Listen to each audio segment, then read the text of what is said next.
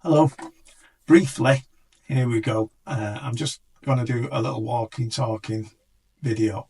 I'd like to leave these as they come out naturally, so I don't want to edit them in any way. So apologies for swearing if that ever. It probably occasionally happens, but I'm not aware of it. I'm afraid I'm too common culturally. It's just part of my language. So apologies if you're offended by that. I don't mean to offend, and I don't mean to be violent or threatening or anything like that. Read into language what you will. It's just words. I was distracted with the dog pooing, and so apologies for that. But it's just not a walking, talking. I had wanted to do it about. I think he intended to do it about anxiety, but it's turned out to be about identification as being the main, the most important factor in an alcoholic self-identifying as an alcoholic. The only way that an alcoholic can recover, in my mind, is if they self-identify as an alcoholic. So they have to hear and see the experience, strength, and hope of another recovering alcoholic to actually decide for themselves that this is the condition that they suffer from. It's no use putting an alcoholic in front of a doctor, although it does help a bit, but putting and them telling them that they are, or someone diagnosing, they're a doctor and a counsellor giving him treatment, that the first and most crucial part of recovery from alcoholism is that the person, the alcoholic, identifies as another person, with another person who is an alcoholic. So they identify with the way they feel, the way they behave, and the consequences of their alcoholism. So I hadn't intended it to start off about that. Like I say, I was just chatting, and it's organic, but I think it's turned out that way. So the title of the piece might be Identification and Sharing is important to self-diagnosis. I don't know. So so the more people who share, and I want to do a lot of stories, as this says, my own stories and other people's stories, because they're powerful, and I'm going to try and make them as interesting with as good production values as I possibly can. That will get better as I learn new things, but I want to do Quentin Tarantino type stories and Wes Anderson and James Cameron, all sorts of stuff. Alfred Hitchcock even, but those are things that are coming, and hopefully they'll be good and interesting. If not, I saw something about Casey Neistat, and he was saying that he put interested is interesting, and that's what I think. I'd like this to be interesting. If I'm interested in it, it's interesting to other people. So I'll leave it at that, and off with me walk. Right, I've decided through one thing and another. I watched some of my old videos that I made when I was on holiday, and one of them was in Jaffa, Jerusalem, in Israel, Tel Aviv. So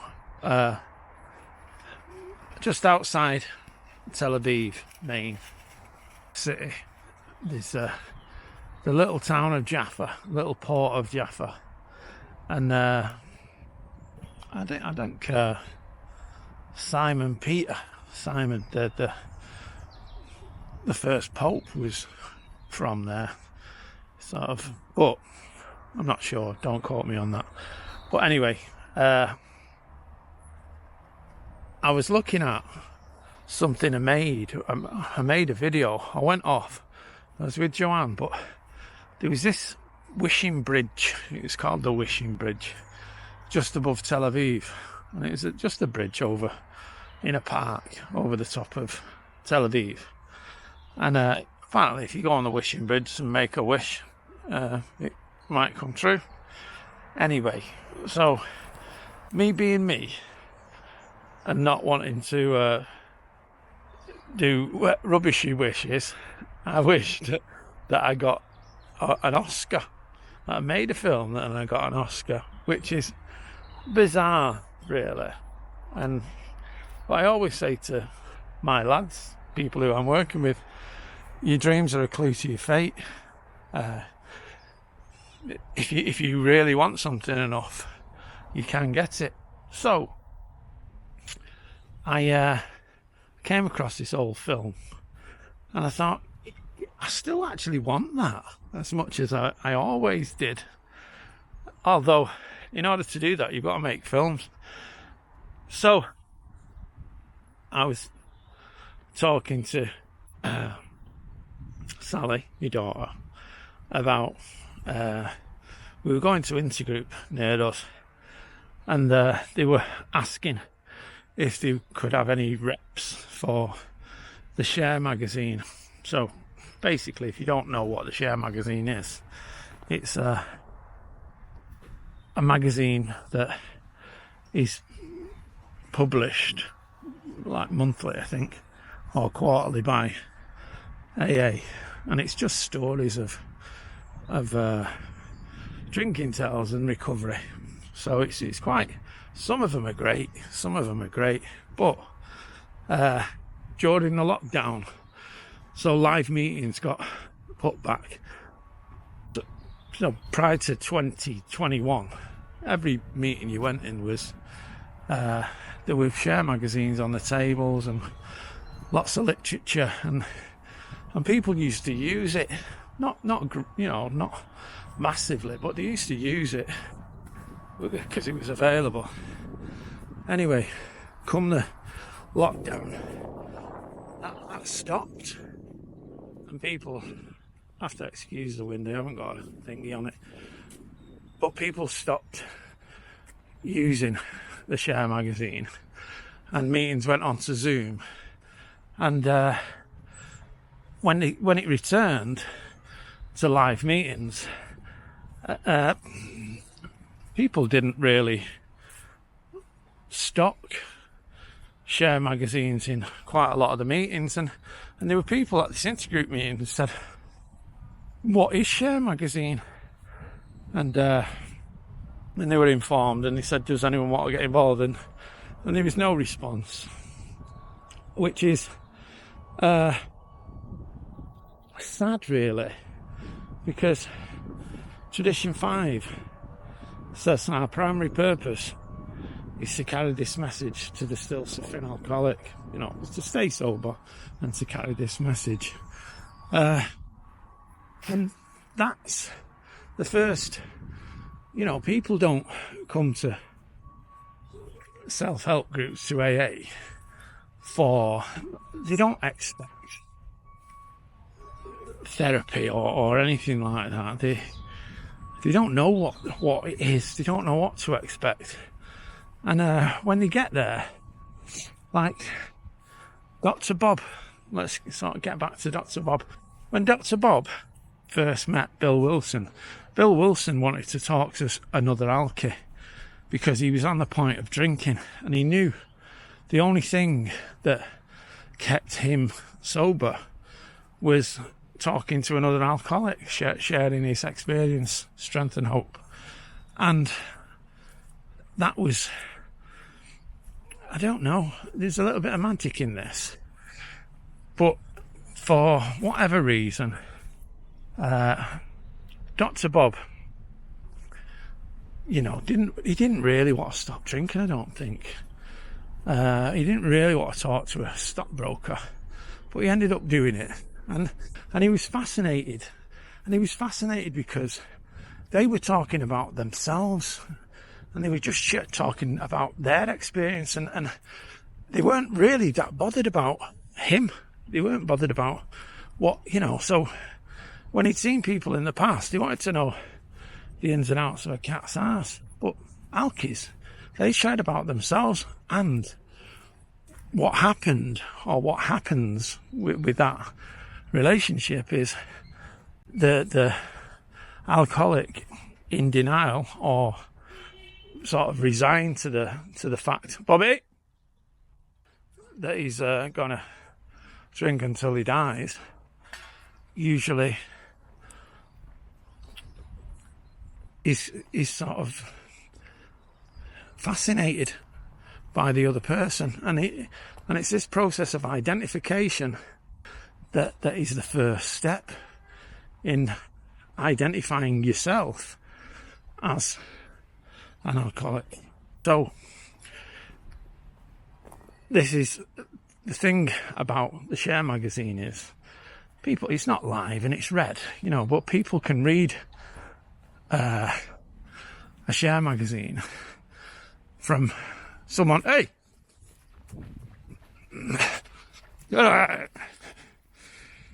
dog's eating her own shit, bastard. It's too slow there. Anyway, where was I? Oh yeah, identification is the key, and the Share magazine is a pretty good vehicle to do that. But I'm not sure about the ethics of it, and that I don't want to put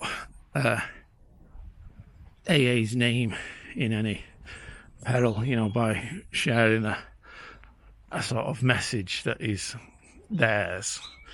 But what I wanted to do is, I often think, what would Bill Wilson do? And Bill was a bit of a technological whiz in his time. He was interested in new stuff.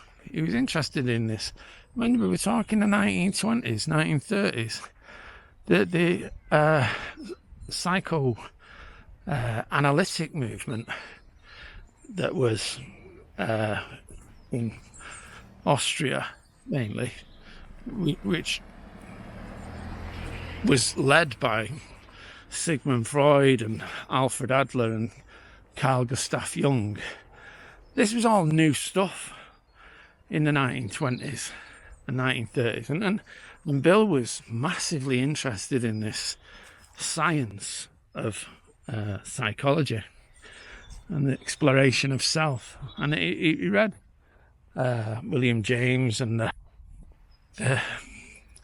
he was an avid reader of new stuff. And when he was a kid, he was the first child. Well, he was the first person in his town to make a crystal radio set, a wireless crystal radio set, and it worked. He was a nerd, but he made this crystal wireless radio set himself, and they all sat around the radio that young Bill made.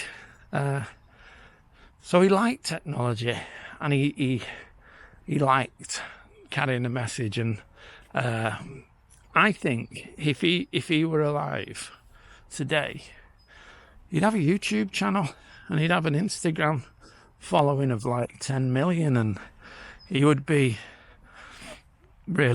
he'd be like Stephen Thingy out of Diary of a CEO. But he's not alive, and he's dead. But I do think that we get stuck in this is what we do.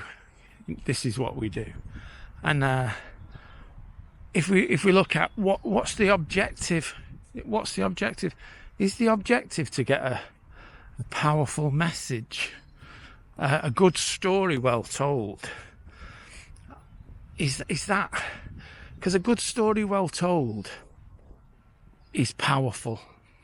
It's powerful, magical medicine to an alcoholic. And normal folk don't understand this. It's just a story to them. But to an alcoholic, that first step, that identification with, you know, not only there may be a solution, but I actually identify with this, and I might actually have a problem because I feel the same as this person. I've done the same things as this person, and it's that cognitive switch from denial to identification and acceptance that is vital, and you can't push that on people. You can't. I mean, I worked in treatment for years, and it's a thing, if they haven't got that in it, if they don't think that they're alcoholic and they're coming to sort their lives out, bit of depression, bit of anxiety, this, that and the other. I was actually going to talk about anxiety today, I just got sidetracked. But yeah, so I've decided I'm going to do little stories of recovery, and I'm going to do B-roll with them. I've looked at some software, some AI software where you can generate film-like sequences, and you can generate. So if I storyboard something up, I don't know if you know, but I'm an artist as well. Not a very good artist, but I could do a storyboard. So I can do little films that because we have AI. I can do little films that are based on true stories, and basically true stories of people who I know. So the anonymity is, you know, they can look completely different with a AI clone. They can look completely different, so I can make them all look beautiful. But that's what I think I'm going to do. I don't know. Getting back to the Wishing Bridge in Tel Aviv, I'm not sure that I'll win an Oscar for this, but it's one of those 10,000 hour things. 10 times limited now. I feel good today, you know, but these other days I feel really bad, and I'm pretty much bedbound. So I need to get a couple of 1,000 hours of filmmaking and editing in to become good at this, you know, to give it a fair shot, to give it a chance. And that's what I intend to do. So I intend to do little stories and with people. So it'll be like the Share magazine, but it'll be little Share films, and the production values will improve, I'm sure. So I'm going to start with my own, so because I don't need to be sorted out with copyright and all that nonsense first. So I'll start with my own and people who are close to me, people who have got interesting stories, and I'll put it on a website, and people will have access. And when they're feeling a little, say they're in Egypt on their holidays, Sharm el Sheikh, or they're in Torremolinos, I don't know where people go nowadays, but they can just click on the website and watch some films and feel like they're not alone. So here we are. This is me walk coming to an end. Hope you've enjoyed it, and I think you will probably like the stuff that's coming up, because it's cool. So see you next week, if not before.